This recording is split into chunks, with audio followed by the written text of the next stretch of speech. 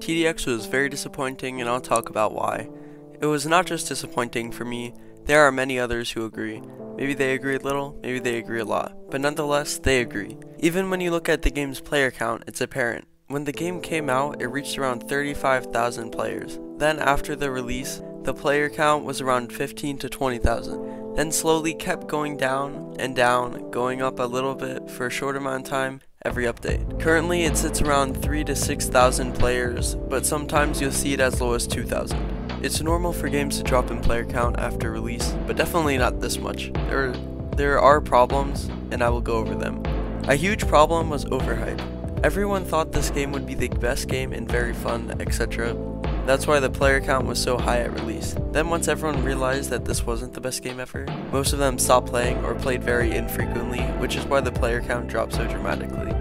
Also, a point is how other tower defense games were getting dry and boring, so everyone was turning to TDX to hopefully be good. Everyone thought this game would be very good because the game was made by John Roblox with over 1 million subscribers, so this was advertised to many people. This caused a huge fan base for TDX before the game even was released. Another reason for the overhype was that the only leaks being leaked were graphic leaks, so we only knew what the game looked like rather than what the gameplay was like.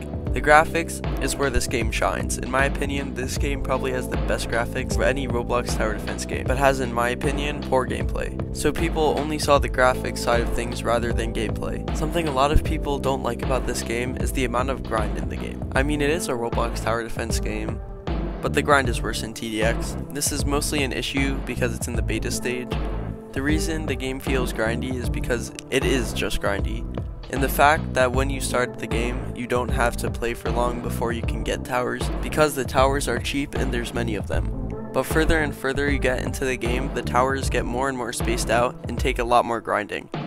As the game grows, so will the amount of towers and other things you can unlock and do, so the game will feel less boring. That will be fixed by time, but another issue that won't be, that is the time it takes to play each round. At the start, the rounds are somewhat quick. Easy mode takes around 10 minutes, whereas intermediate and elite mode take around 15 minutes. Sometimes a bit longer. In expert mode, this mode takes a full half hour. That is way too long in my opinion. It's almost like TDX makes the beginning fun and easy, that makes it really long and grindy later in the game to make people spend Robux or spend a lot of time because they already invested a lot of time in the game, which makes TDX a lot of Robux. FBI, open up! That was a joke.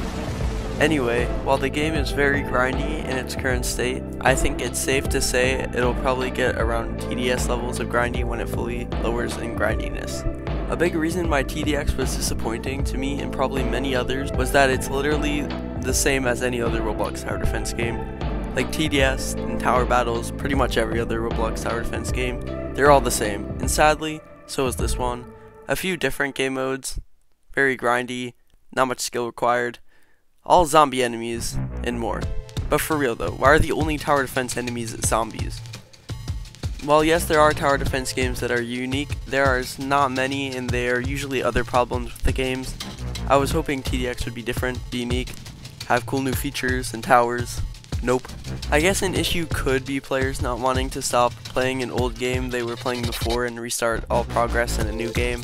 At least that's what I thought before. Now that I think about it, it's probably not the case. This is because everyone was willing to try this game. That's why I got 35,000 active players on launch, and a lot of people wanted to quit their old games and move on, so I don't think that was the case. There is a big issue though. They added for crates. This upset a lot of people, especially since John said he wouldn't add skin crates to the game. What made this worse was the system the crate used and the Robux skin set.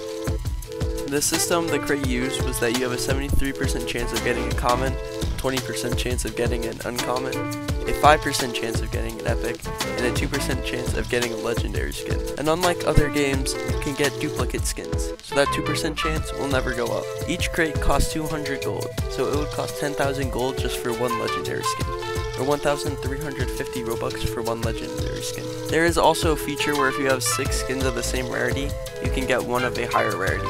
But say you had 6 epics, in Robux, that still would have costed you around 3,000 Robux. So on the 3% chance that you don't get duplicates while opening all legendaries, it would cost 8,100 Robux. 3% chance, so that's only 3% chance to get no duplicates.